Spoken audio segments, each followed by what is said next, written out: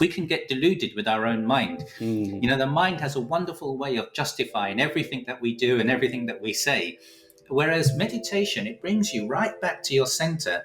And all of a sudden, if anything has gone astray in your life, like, oh man, you shouldn't be doing this, you shouldn't have said that, you overreacted here. In your meditation, straight away it will come up. So you yourself, no one needs to tell you what's good, what's bad, what's right, and what's wrong.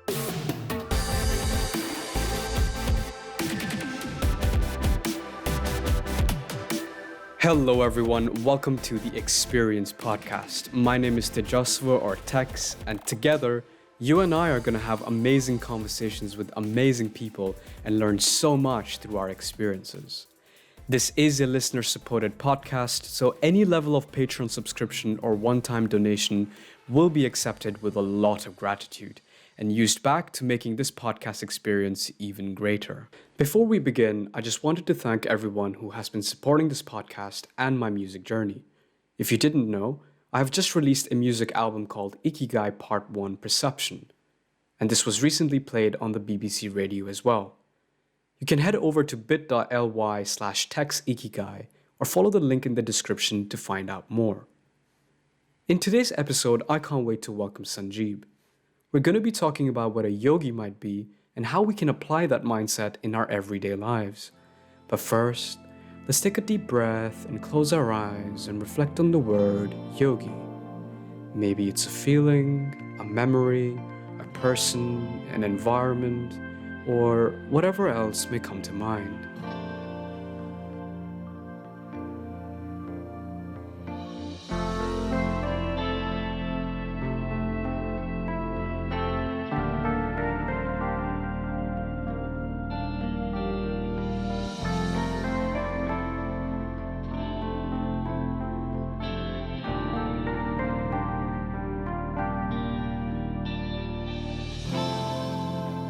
And whenever you're ready, you may open your eyes.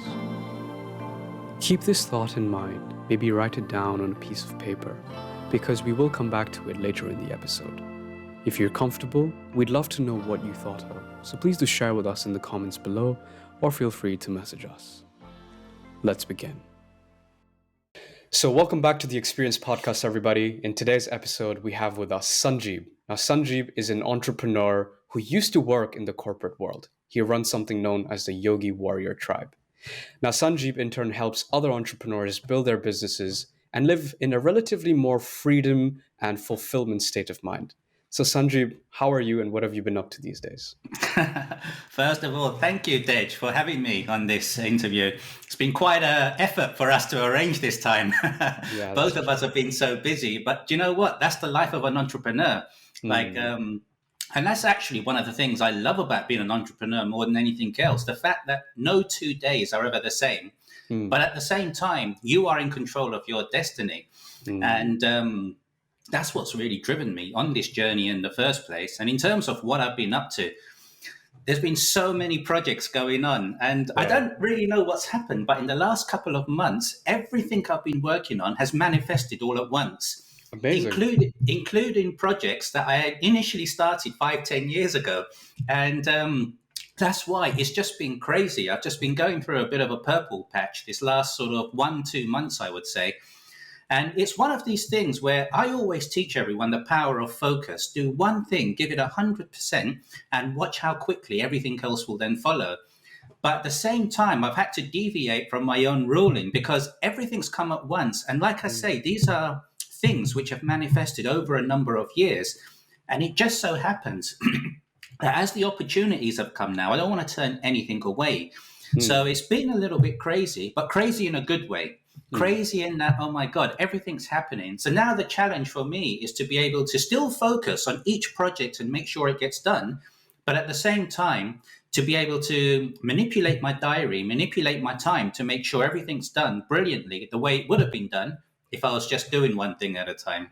Wow, that's really powerful and really tricky. I mean, just by the sounds of it, it's almost like sounds like it's multitasking, but like you said, you're paying attention to each and every fine detail.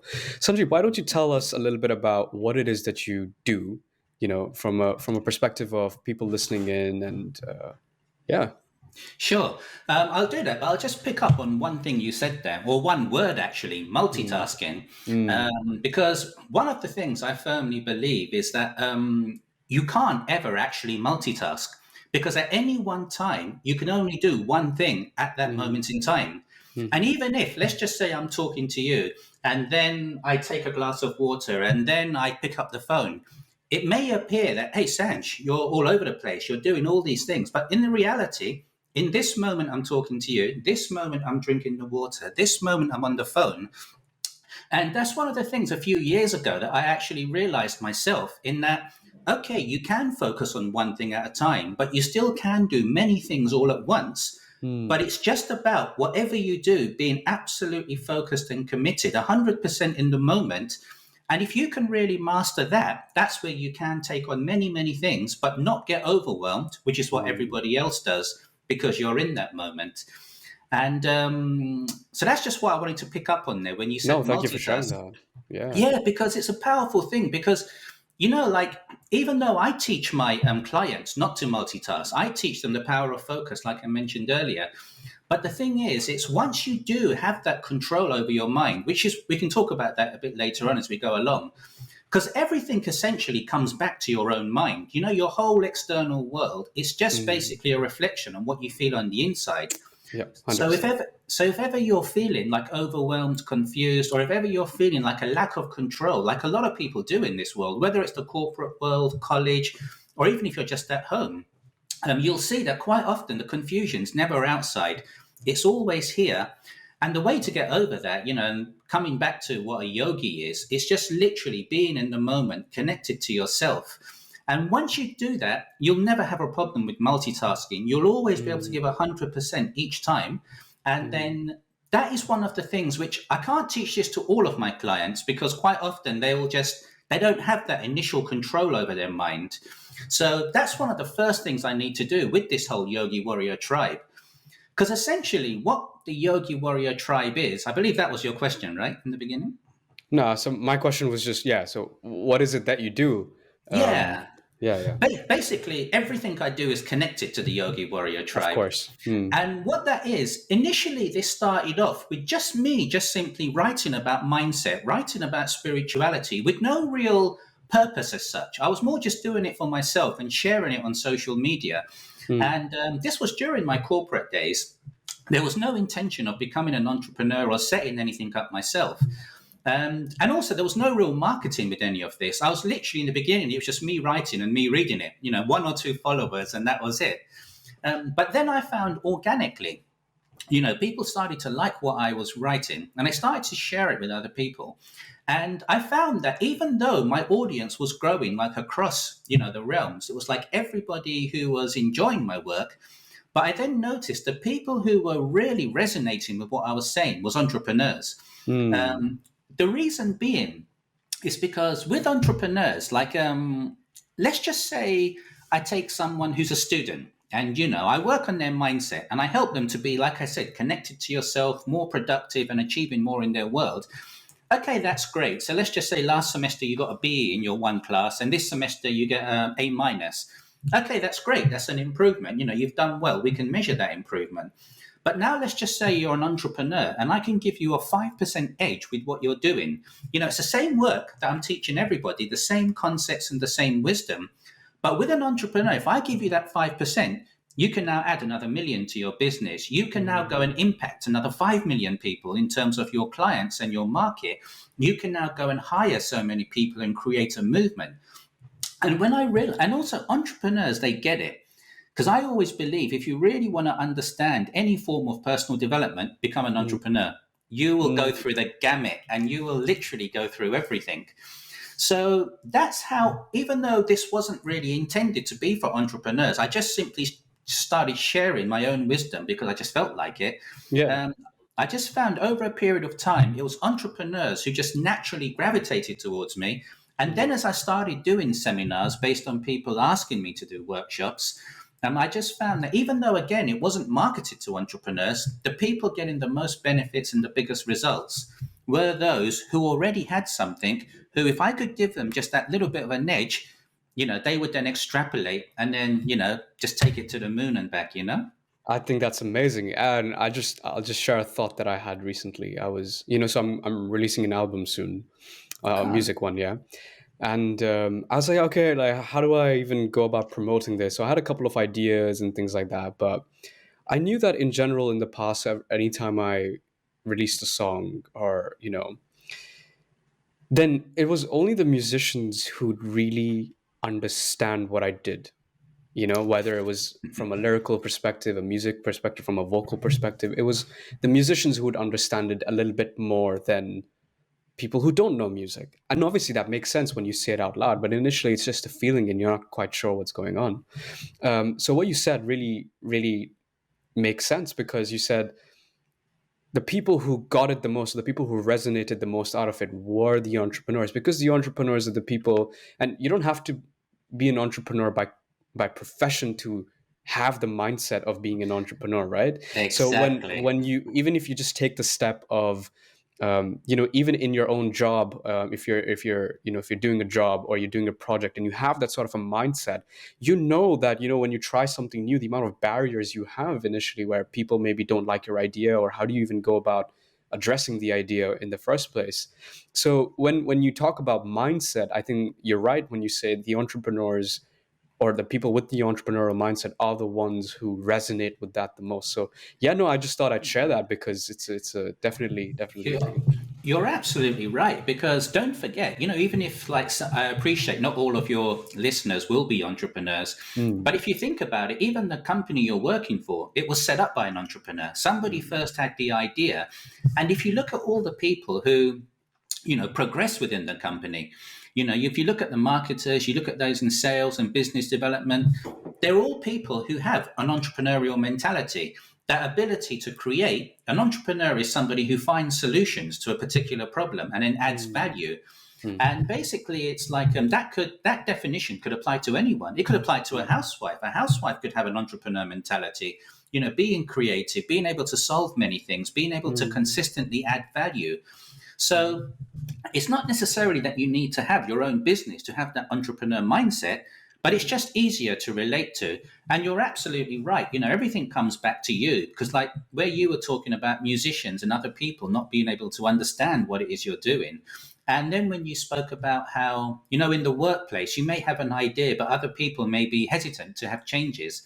mm. Um, what I always tell people is, people don't listen to your words, they actually resonate with your energy. Yep. So the thing is, if you have conviction in everything you say and you do, you watch, there'll be no resistance. But if you have doubts yourself, even if you're saying everything perfectly, word for word, and you're delivering it with such articulation, you're still going to have obstacles, you're going to have objections.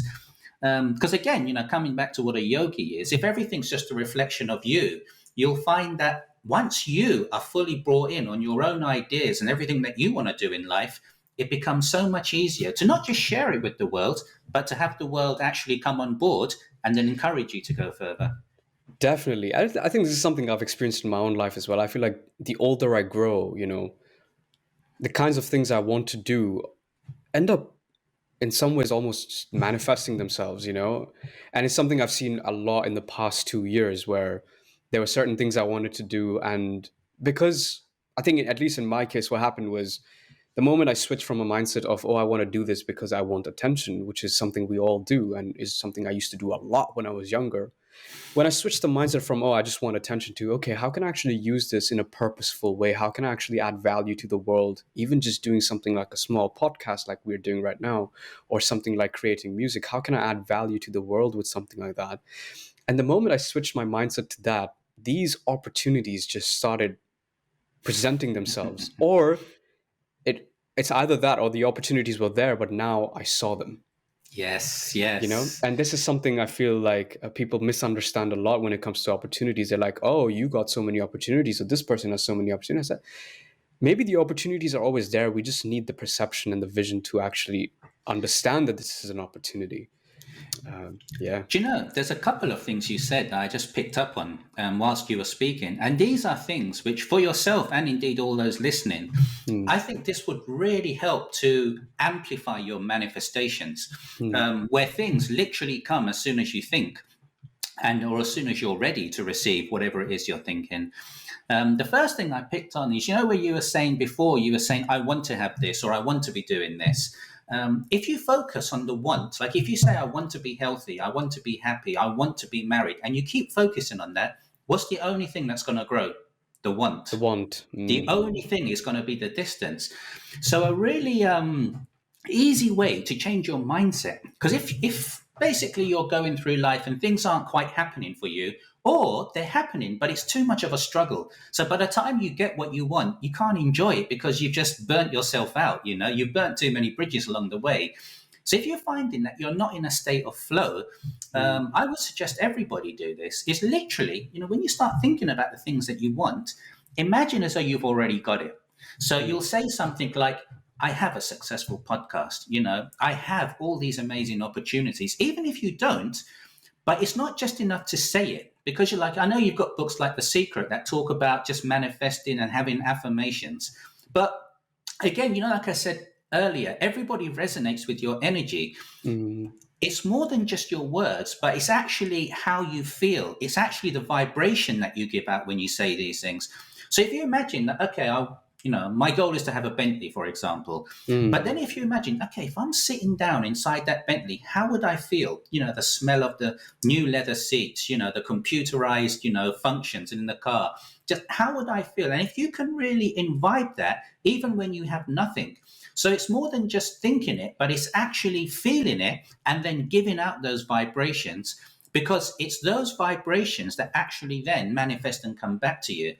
So that's the first thing I would say, is never ever say I want, or never ever say I will have this, because then what you're doing is you're actually manifesting the gap in the future. Wow. You always think and you always feel like I already have it now.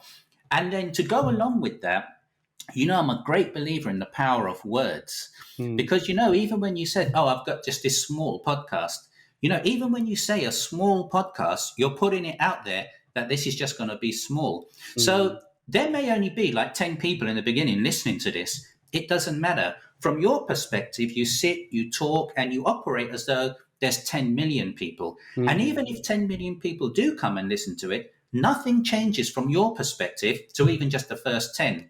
Yeah. So it's like you always say to yourself, no, this is a massive podcast. I am super successful. I am super famous.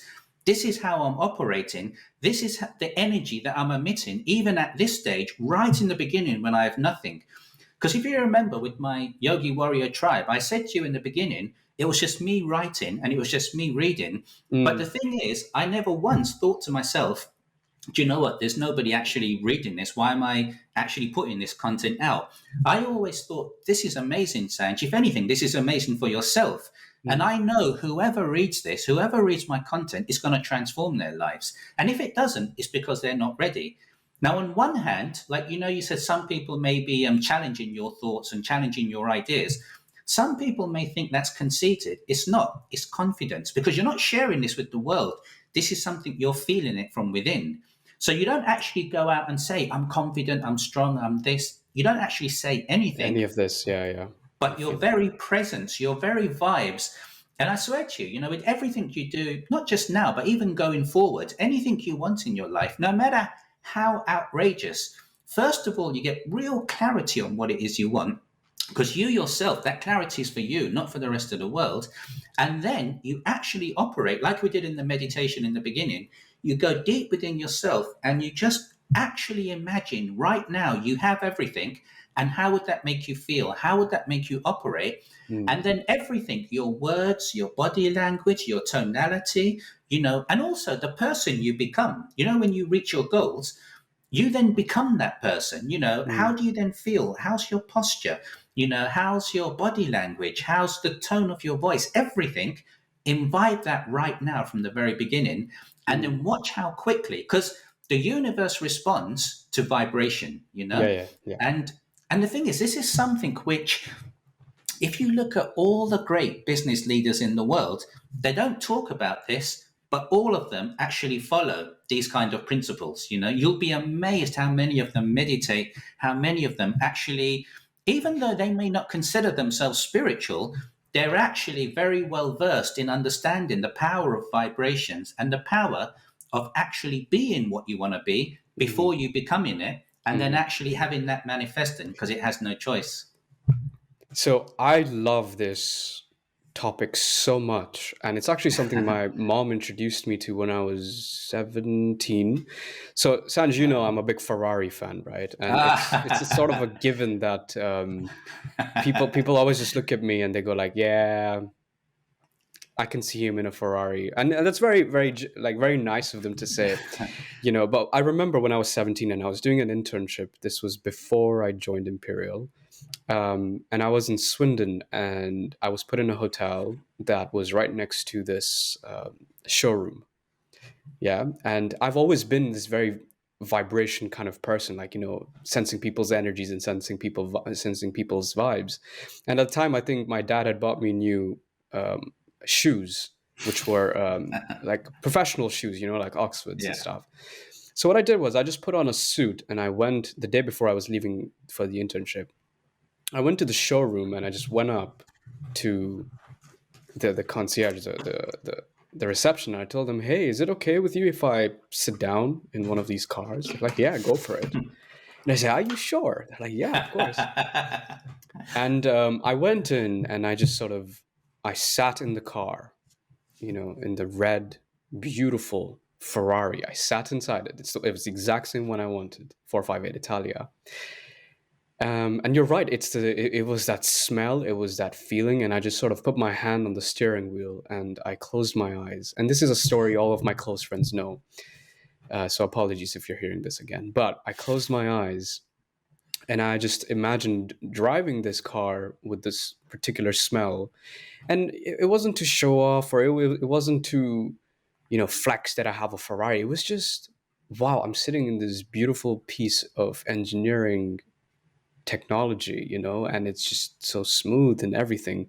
And I'm driving home, you know, and that was such a beautiful feeling. And I basically just wrote this down in our family group, and my mom was like, "Ah, so you're following the secret, huh?" I said, "What is that?"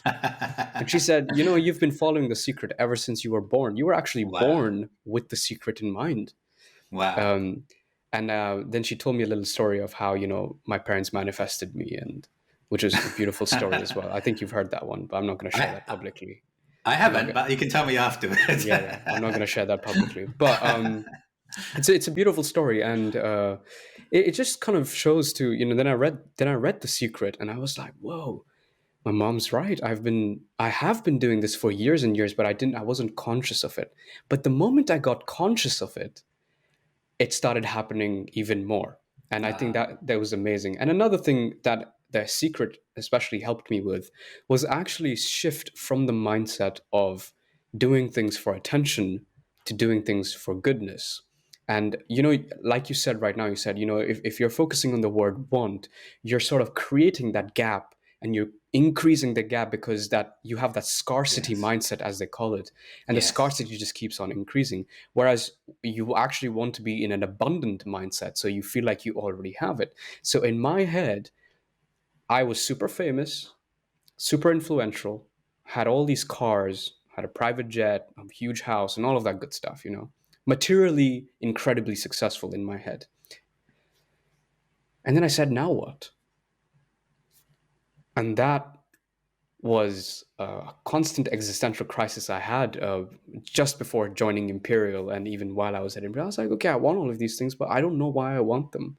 What's the reason why I want all of these things? And then I just went on an incredibly deep reflective state of like, it's my insecurities and certain other things that have happened to me, maybe, that want me to have all of these things to show the world that I'm materially successful. But I don't need to do that if I'm fulfilled in myself. And Exactly. but that's a entirely different conversations, but entire conversation. But I love this topic so much that it has genuinely changed my perspective on the world, and it's something I actively, when I talk to people, is something I'm very conscious of, when the way I speak, the way I deliver myself, and all of these things is very, very important. Yeah. But you know, what you said was very powerful, because if you think about it, why is it that people want a Ferrari? Why do people Mm. want, you know, a six-figure salary? Why do people want a mansion? Why do people want, you know, a beautiful wife or beautiful husband? Why do people want 2, 3 kids? If you think about it, the end goal for all of this, they want to be happy. People work to be happy. People retire to be happy. People marry to be happy. They divorce to be happy. People travel to be happy. People stay home to be happy. Every single thing, the ultimate destination is to be happy. But say if you start from the point where you're already happy, you're already fulfilled. Let's just say in this world, you had no purpose. Your purpose was just to be. You're already here. You're already complete. You don't need to gain enlightenment. You don't need to gain happiness. You don't need to gain a Ferrari. You don't need to gain attention. What if everything you wanted, everything you needed, right here, right now, again, coming back to what's a yogi, throughout this whole theme, we're sort of like dissecting different parts of it all. If you operate from this space, then all of a sudden what happens is, it's not that you shouldn't go out. In fact, you should go out and get everything you want and everything you believe, that you need to make an impact in this world. But all of a sudden, all the anxiety, all the stress goes. Everything becomes fun then. Even setbacks, even when things don't work out, nothing will faze you. You become indestructible. And you watch, you then become the person everybody around you comes to, for strength, comes to for support, comes to as that fatherly figure, that umbrella-like figure, And it all stems from just having that confidence in yourself, but always knowing that the end goal for everything, for entire existence is to be happy. But happiness is always something you can connect with right now because it's always within. I know it's a cliche, but it is so, so true. Happiness never exists on the outside. Like, earlier when you said, I wanted to have a Ferrari, so I went to the shop. Let's just say, the universe gave you a Ferrari, and then 5 seconds later, it gave you another Ferrari. Then another 5 seconds later, another. And then by the end of the day, it's given you 50 Ferraris. Then now it's given you 1,000 Ferraris. Now it's given you 2,000 Ferraris by day 3. But by day 3.5, you're like, okay, guys, come on, man. And all of a sudden, you're like, but hang on a sec, you wanted a Ferrari, and you really wanted it. The universe is giving you one after the other, It's like number 5,000 going to make you any happier than number 1 or number 2? And then you realize, well, hang on a sec, I wanted a Ferrari. The universe is giving me 5,000. So how come I'm not 5,000 times more happier? Then you realize, well, no, what I wanted was that feeling of being happy, that fulfillment from within that a Ferrari gives you, that, the reward of the efforts that I've put in to get it. But if I've already got that, then actually, what do I need from anything? What do I need from anyone? Even what do I need from the universe if I've already got it, if I am the universe? Wow. That is incredible. Definitely incredible. So it is actually these things, where, because I was so materially driven that one day the flip just switched, thinking about all these things, and I started becoming really, really spiritual, and it's no coincidence that the most successful people I know are all spiritual. Successful in the business world, I mean. I don't just mean in their personal lives, but in terms of the size of the businesses they grow and just the ability to hit any goal they set their mind to. If they want to 10x their business in the next 1 year, they'll do it. They'll do it in 6 months. There's no barrier to them all. And it's no coincidence. Every single person I know, even if I add myself to that category, it's always because that control over the mind, and you just go out there and do it. And it's not even that, failure is an option. It just doesn't even exist. I don't even need to say failure is not an option because it's just not in my realm that it can't happen, It's a very interesting definition. I mean, it's an interesting word, this failure thing. And I'm grateful that at least consciously I've stopped looking at things as failures at all, because in my head they're just stepping stones. And sometimes people are like, oh, if there's anything you could go back in time and change, or do you have any regrets, or if you could erase something of your life or start brand new, would you? I said, absolutely not. And this is the reason why this is called the Experience Podcast, because it's all of those things, all the downfalls that we had that made us enter the state of mind of like, wait a second, what the hell am I doing? And you start questioning everything at a personal level, family level, society level, world level, universe level. You're like, okay, something's up. So Yeah. I just need to calm down and really think about this. And you sort of enter this phase, and people start getting worried around you, like something's up with this guy. He's gone cuckoo or something. And it's happened to me a lot, throughout the years. But actually, what I found was through that, my consciousness became a little bit more cleaner, I'd like to say. And through that, I met some of the most amazing people that I've met in my entire life. So shout out to everyone who knows what I'm talking about. But let's come back to the corporate side of things, Sanjeev, in your own journey. So Yeah. initially you said entrepreneurship wasn't something that was on your mind when you were a kid, and you went first into the corporate world, and something happened there, that made you sort of either quit it, or it was sort of dovetailed in a sense that you were already doing these posts while you were still in the job, and you said, actually, I'm able to produce a lot more positive impact with these posts than I'm able to do in the corporate world. So tell us a little bit about that. Do you know, like, ever since my first memory in this world, like, I've always been someone who's never followed the norm. I've never done things because everybody expects you to do it. I've always walked my own path, and I've always been very comfortable with that, even if I'm the only one. And even if I fall flat on my face, it never bothers me. So, like, when you're younger, you go through school, you go through college, just simply because, it's It's what the you're norm. supposed to do, right? Yeah. Mm-hmm. You're not really thinking too much about it. You're not really thinking about alternatives. And, for most of us, school, it's a lot of fun. You meet a lot of people, play sports, you do lots of interesting things. Oh, and you study as well. But, it's the whole ecosystem there. And in university, it's just a very elegant continuation where now you're meeting people from all over the world. Now you're meeting all sorts of, like, before you're meeting people your age, you could be meeting someone who's 60, you could be meeting someone who's 18, you could be meeting, a lesbian. You could be meeting someone who's, a powerhouse athlete, an intellectual, like, from every walk of life. And all of a sudden, I think more than the academic side of things, you're really now, obviously the best thing to do is to travel in the world, but you can't travel to every single country and experience every single thing.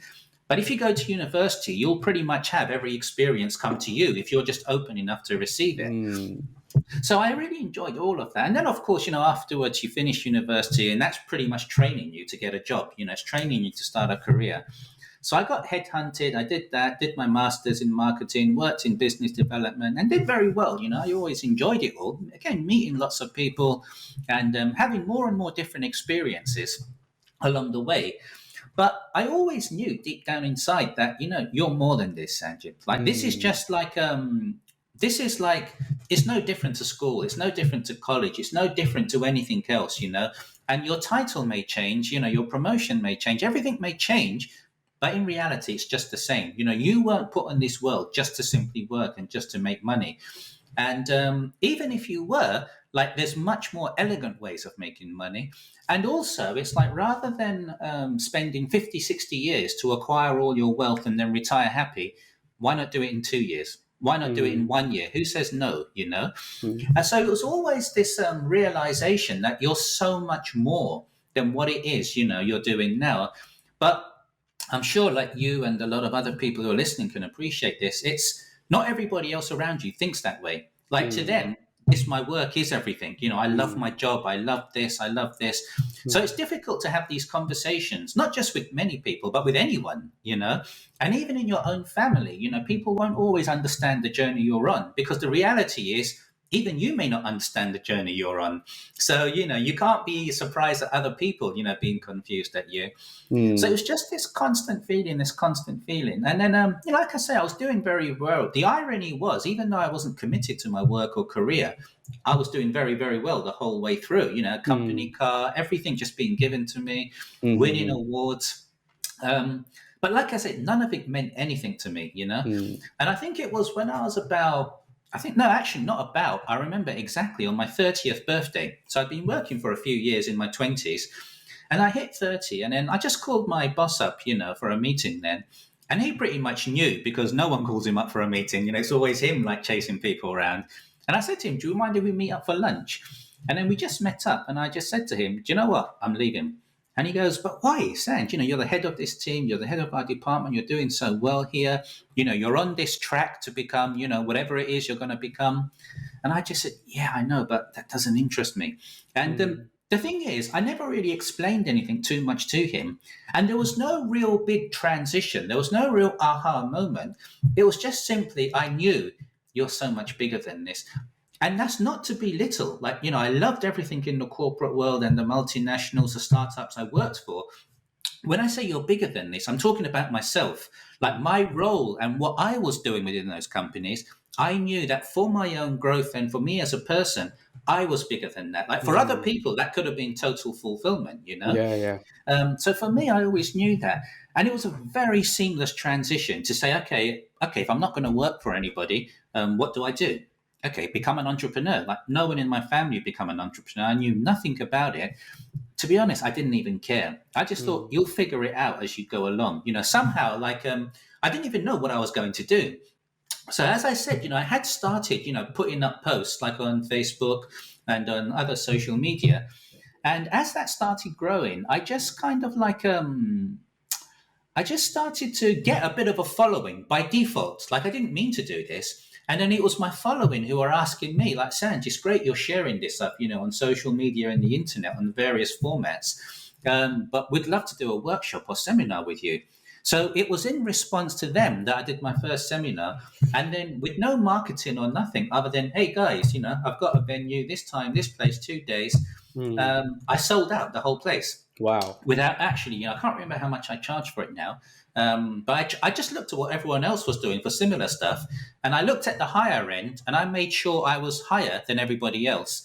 Again, I don't know why. It's just because I wanted to separate myself from the rest. I didn't want to just be somebody else doing it, just another brick in the wall. So I did my first seminar. I sold that out. Everyone came along and everyone said, like, Sanj, now what? Like, this was great. We want to learn more from you about the mindset. We want to learn more about personal development. We want to learn more about how we can, develop our businesses. So then, like, for the first few months, I just carried on doing seminars. I didn't really have any business plan as such. But it wasn't until maybe like 1, 2, maybe even 3 years later that I formally started to develop, structured coaching programs where I could say to people, okay, if you enjoy my stuff, if you enjoy my workshops, there's now an avenue for you to work closer with me where I can actually now go deeper. So rather than just talking generically about mindset, we can go really, really deep. And like I say, because entrepreneurs started to really resonate with me, and because of my business background, my master's in marketing, like it's very easy for me to come up with business, marketing, sales solutions and to teach people what to do to grow their businesses. It's what I've done in my career. So when I was able to marry the commercial side of things with the spiritual mindset, which has always been like, my primary passion in life, it's always what I've studied, always what I've done, Spirituality is not something I do, it's something I am. There's nothing else. It's not just because I meditate every day that I'm spiritual. Even if I don't meditate, it's still spiritual. Talking to you, I'm being spiritual. There's nothing other than spirituality in my world. So for me, the fact that I could marry the two and say, right, let me help you, give you the right strategy to grow your business, but at the same time, really refine your mindset so you can become the person you need to be to not just grow your business, but become the very best version of you. Which, coming back to your intro where you said the Yogi Warrior Tribe helps you to grow your business and also find the maximum contentment and fulfillment within yourself, that's essentially what I'm talking about, because your business is an extension of you. Because any business strategy, I could give you a strategy in any sort of like scenario in 5-10 minutes. And, you don't need a 1-year coaching program. But then why is it most people won't be able to implement or deliver on that 5-10 minute consultation? It's because they've got too much doubts. They've got too many limiting beliefs. And that's where you marry the strategy with the mindset. And that's with the coaching. That's where things really took off. And I started then doing 1 or 2 consulting gigs as well, like in the corporate world, because I wasn't really sure like what I was doing with my entrepreneur thing. But then I found even from the consulting gigs, more and more people were actually then coming to my coaching gigs, from there. And I just found everything was leading towards here. So it's a very organic growth, the whole transition, and then the whole, development of my coaching arm. And then over the years, as I started getting better and better, refining my programs, getting them tighter and tighter and getting better and better results for people, it just then turned into this whole sort of like juggernaut, which then I couldn't turn off even if I wanted to. But the Mm. thing is, because I was having so much fun and I was, doing well from this, I was replicating my earnings, what I was doing in the corporate world, and then significantly increasing them. But the Mm. thing is, it wasn't even about the money. It was more just the fact that I was doing something that was totally aligned, totally natural to me. And also, I think, when you're in the flow, everything becomes easy. Nothing becomes a problem, you know? I get you. And Yeah, yeah. Go on, go on. yes, no, so I was just going to say, so that's basically how, the transition as to, there was no big why, there was no big moment or aha, but I always knew at some level that this wasn't me, It was just, and the reason I picked my 30th birthday was, it's just a milestone. It was just, Mm. just do it. Why not? You're 30 Mm. now, You've Mm. got out of your 20s, Mm. and I haven't looked back since. So I'd just like to share a couple of things as a few points you made. One of them was, marrying the corporate side of thing with the mindset. And this is something, even when I was really, really young, was something that was always on my mind. And I think it comes from the fact that I used to watch Naruto a lot and all my moral. It's an anime for those of you who don't know. But that series really shaped the way I thought about life in general, because it was always then I want to do something with purpose. I want to do something that's very impactful in a positive way around the world. So as a result, but anytime I looked at any companies and thinking ahead 10 years, I mean at that time I was 12, but thinking ahead 10 years, looking at do I really want to work in a job?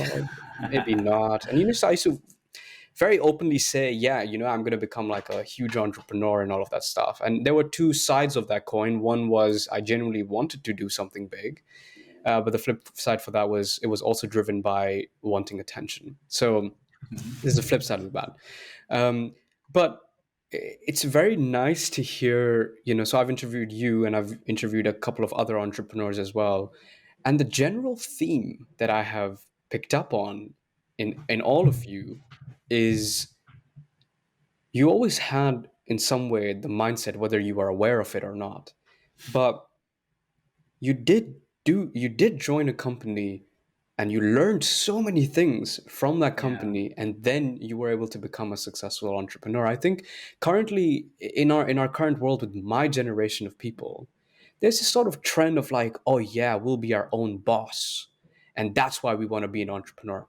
Fair enough. I completely understand what you're talking about. But I think a lot of people are in such a rush to do it that they don't really know what they want to do. And because it's a trend and it's a cool thing to do now to become an entrepreneur, that everybody wants to be an entrepreneur. But in my head, I'm like, okay, take a step back. So when I first joined Imperial, I told everybody I'm going to become an entrepreneur. And by the end of fourth year, people are like, oh, great. So what now? I'm like,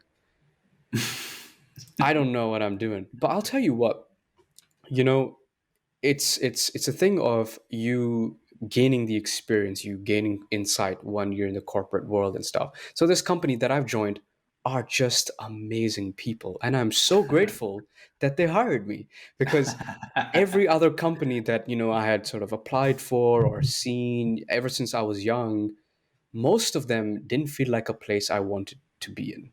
yeah. But there are very few companies that are like, you know what, we're cool people, we're doing cool stuff, we'll do cool stuff together, and we're doing it for Hey. the world.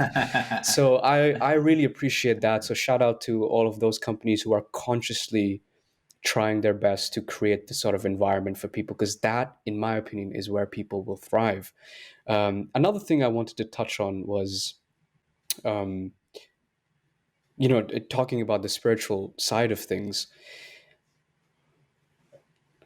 It's almost like, so in the spirituality that I follow, we have this thing known as different modes, and there are three modes of material nature, and that is any single action you do, whether it's eating, sleeping, working, growing a business, or whatever, or even talking to somebody.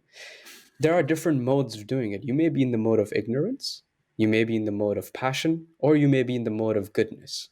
And I think it's sort of self-explanatory when I explain, like when I say the three words out like that.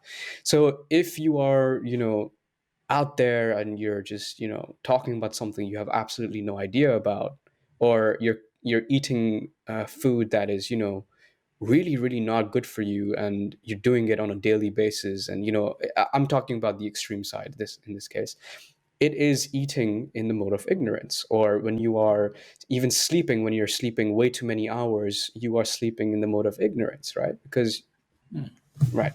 Then there's the mode of passion where, if you're eating foods that are good for you, but, maybe you're overeating a little bit and you do it sometimes or whatever, that is then in the mode of passion.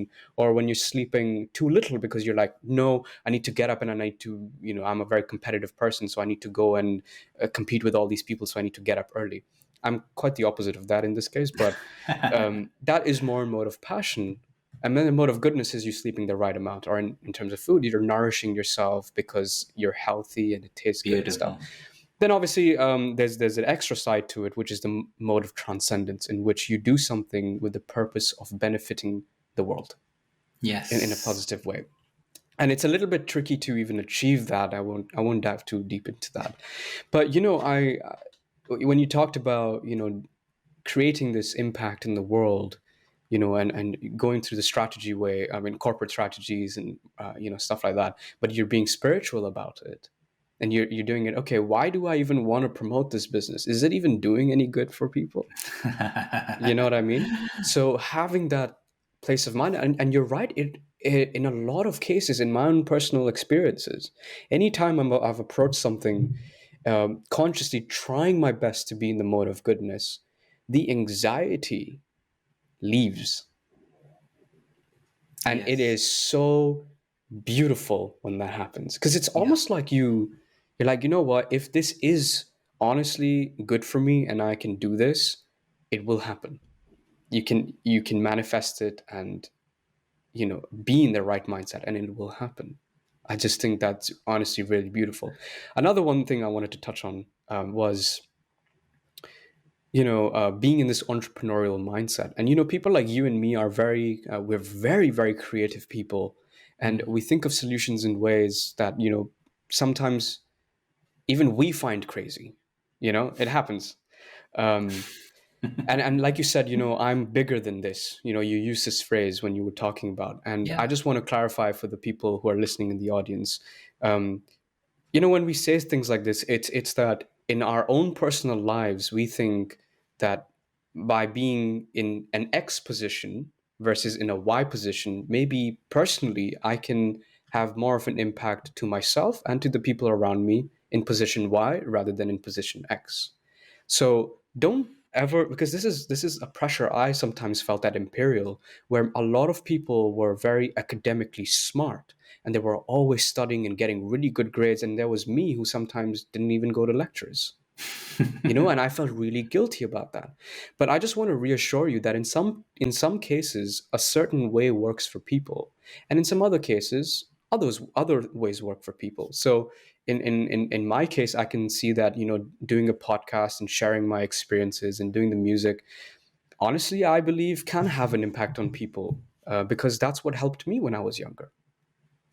But for some other people, being in the corporate world, they thrive. So never ever feel pressured to, go along with the trend. If what you're doing is something you feel you are helping yourself and you're able to help other people and you are happy in what you're doing, be happy. I just thought I'd Abs- share that. no, Yeah. absolutely. That was perfect. Just to add to what you're saying there, the whole, you spoke about the different modes and then you spoke about the goodness as well. Mm, Doing something because, it's good for the environment, good for you, good for, whoever's in your realm at that moment in time. What I would say is every single thing you do in your life, it should be good. mm, What you eat, it should be good. What you think, it should be good. Now, in terms of defining, well, what's good, what is bad, deep down inside, we all know what we should be doing. We all know what's right and what's wrong. And this is why meditation is so powerful, because sometimes we can get deluded with our own mind. mm, The mind has a wonderful way of justifying everything that we do and everything that we say. Whereas meditation, it brings you right back to your center. And all of a sudden, if anything has gone astray in your life, like, oh man, you shouldn't be doing this, you shouldn't have said that, you overreacted here, in your meditation, straight away it will come up. So you yourself, no one needs to tell you what's good, what's bad, what's right, and what's wrong. But what I would say is every single thing in your life, every single moment, it should be good. Mm. And that's not something which is an impossible dream or an impossible target, because literally, if it's just a decision, and if you're not sure about something, just spend a couple of seconds thinking about it. Do I really need to be saying this? Do I really Mm. need to react? Should I Mm. really be doing this? Should I really Mm. be going here? Should I really be doing this as opposed to what I know is good for me over here? No one needs to say anything, but it's just that awareness. You know how we talked about multitasking, where Mm. you're in the moment. And if you're in the moment, you're never multitasking. But at the same time, if you're in the moment, you're always then able to fully focus, fully be in line with yourself, and that way always be good. And if you do stray, that's okay. But then at least you're aware that you've strayed. Most people don't even have that awareness for the first thing. Mm. But once you're aware of something, it's very easy for you to correct that. And with that goodness, I think you can do so much magic, not just the world, but for yourself. Because if your compassion doesn't include yourself, then it's always going to be incomplete. 100%. So I really like what you talked about, being aware of something. There's a phrase or a quote, I don't remember, but it goes something along the lines of, if you're doing something and it's coming like from the point of, if it's coming from a place of your ego rather than, and when I say ego, what I'm actually talking about is the false ego, not our identity, but our false ego. And if we know it's coming from a place of false ego, it's like just being aware of the fact that it's coming from a place of your false ego means now you have the power to transcend it. And I just Yes. think that is so powerful. And I also wanted to share a quick thing. So in the spirituality I follow, we have this beautiful book called the Bhagavad Gita. Uh, And there's in chapter 6, text 8, it said, a person is said to be established in self-realization and is called a yogi or a mystic when he or she is fully satisfied by virtue of acquired knowledge and realization. Such a person is situated in a transcendence and is self-controlled.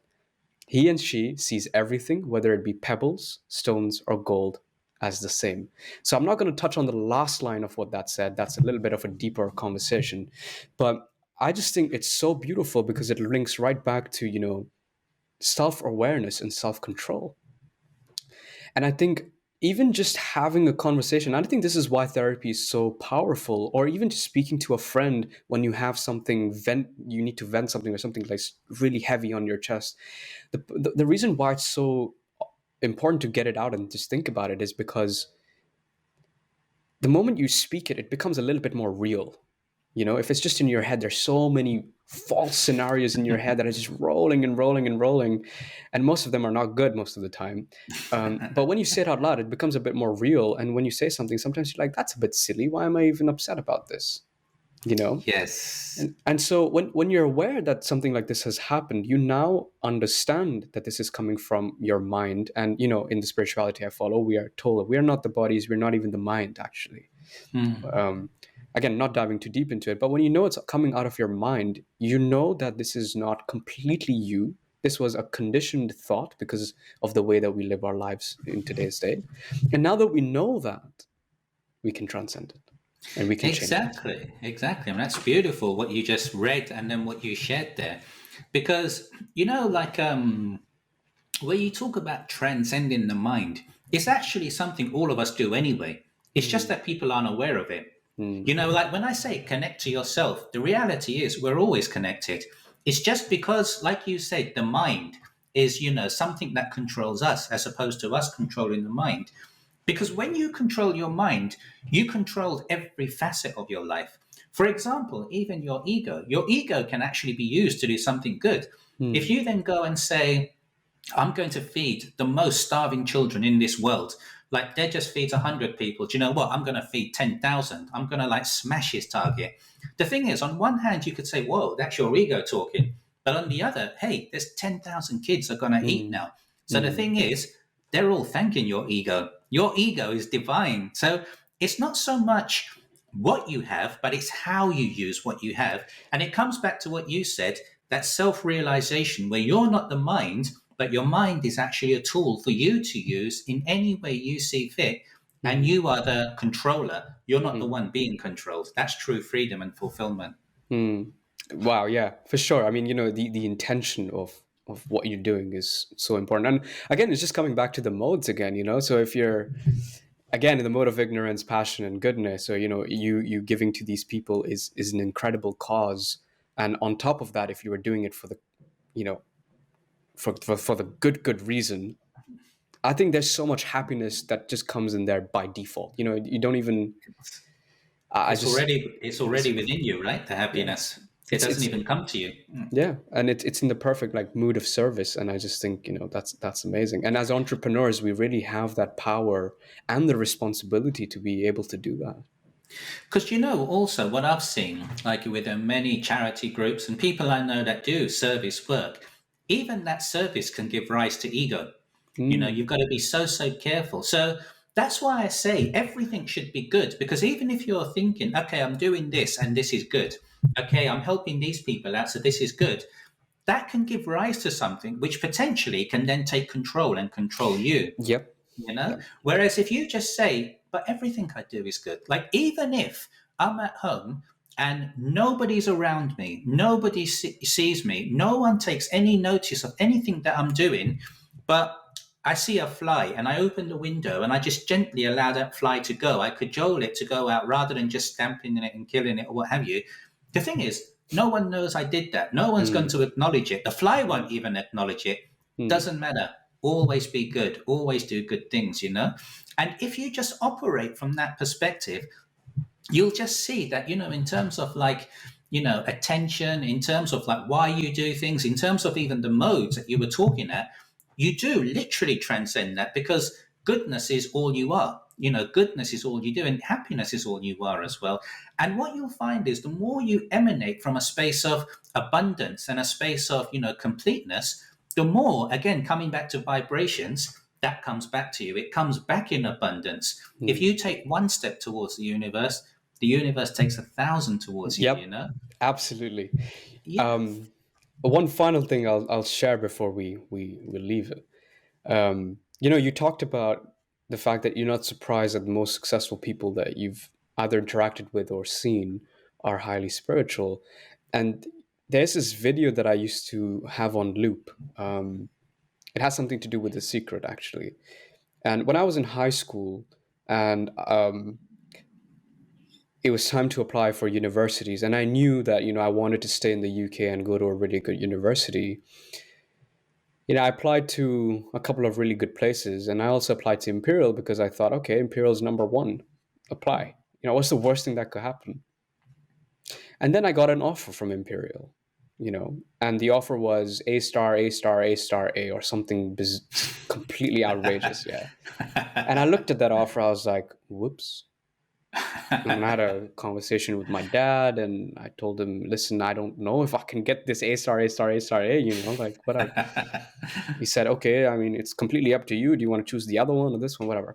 I said, you know what? Let's do it. Yeah. Let's do it. And to just convince myself or whatever, because I knew The Secret existed, and now I was conscious of the fact that The Secret existed. There was this video that had like Will Smith, Lady Gaga, Jim Kerry. Jim Carrey. Sorry, mispronounced him. Jim Carrey and a couple of other celebrities who are incredibly influential people, and they talked in they articulated those words so well, and I just converted that video into an MP3 file, and I just used to listen to it every single day before I went to sleep. It's like affirmations in a way, right? And Yes. you're like, these guys, if they were able to do it, they are human beings. I know we look at celebrities and we're just like, wow, and yes, they are wow, some of them, but they're also human beings. They're us. And if it's that mindset that got them there, that means that mindset can get us there as well. And I'm not talking about fame or power. I'm talking about just achieving things that you want to achieve. On that note, any final words, Sanj?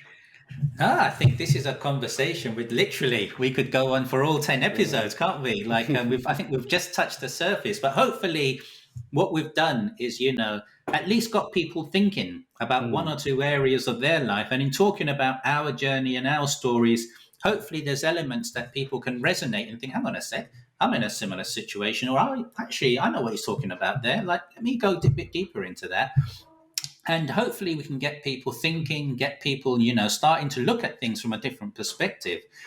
And what I would say to everyone, and even including to you, including myself, including, anyone else who wants to listen, never limit yourself. Like, you don't be the person that says, no, you can't do this. Let the rest of the world do that. But at least from your perspective, if you want to have a Ferrari, well, why not have 10? Why not have 50? If you want to be a millionaire, why not be a billionaire? If you want to be a billion, see, it's not even about the target, but it's about having that abundance mentality, having that belief that you can do anything you set your mind to, but then just being really sure about, well, okay, why am I doing this? What is it I'm looking to get? Because without having that real connection to your why, even when you attain the goal, you're still not going to be happy. And at the end of the day, if something's not making you happy, why do it in the first place, right? I'm completely with you. So having that abundance mindset, but also just reassuring, do I really want this? And if I do, why Yes. do I want it? I think is an amazing place to be, definitely. And there's one final thing I would add to that is, we talked about having clarity on what you want, total belief and total connection to yourself that you can get it. But then this final part that a lot of people miss out on, and I think you alluded to as well when you talked about younger people wanting to be entrepreneurs, even older people wanting to be entrepreneurs. That is, once you have the clarity, once you do feel a sense of connection with yourself, just go for it. Like, work hard, 24 hours a day, 7 days a week. Like, if you really believe in this, if you really believe in yourself, don't take a break. Don't slow down. Don't stop when you're tired. Stop when you're done. Just make it happen. And there's no such thing as an obstacle. You talked about failure before.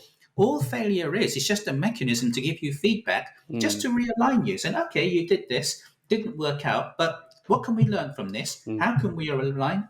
Go again. Fail fast, but move forward. And that's the final part of this, the clarity, the connection to yourself, the why you're doing it, but then just really, really going hard. And I think a lot of people, especially entrepreneurs, they underestimate just how much work you need to put in. But this is why it needs to be connected with your why, and why has to be connected to your clarity in terms of, what it is you're actually doing. When all three are in synergy, why you're doing it, connection to yourself, and then the ability and just that notion to really have the energy and the gumption and the enthusiasm to do it, that's when literally anything you want in this world will come to you, and it will come with ease. It will come with abundance. Wow. That's what being a yogi warrior is. Yeah. To answer your question right from the beginning, bring it full circle. Amazing. Sanj, thank you so much for sharing everything that you have. And thank you for being on the podcast as well. Thank you for giving me a chance to speak and inviting me. I feel honored, Tej. No, pleasure is all mine, please. Thank you so much for tuning in, everybody. We really hope you learned something new. Before we end, let's take another moment to reflect on the word yogi. After this, think about what changed between your feelings before and after the episode.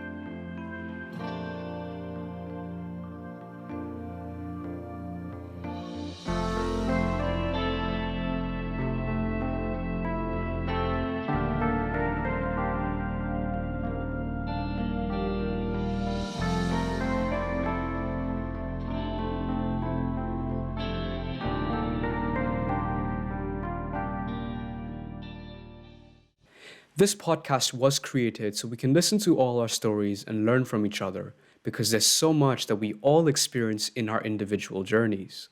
Being able to have even a small glimpse of someone's journey can add so much perspective to our lives, help us grow together, and be able to better understand ourselves and each other. Despite all our differences, there's so much more that we have in common. This is a listener-supported podcast, so any level of Patreon subscription or one-time donation will be accepted with a lot of gratitude and used back to making this podcast experience even greater. The different subscriptions can be found on my Patreon page, which will be linked in the description. This was recorded during COVID times with little to no professional equipment, so the quality may sometimes vary. We apologize for this inconvenience, but despite that, we hope you were able to connect with the message of this episode. Once again, thank you so much for tuning in, and we hope to see you next week. Take care.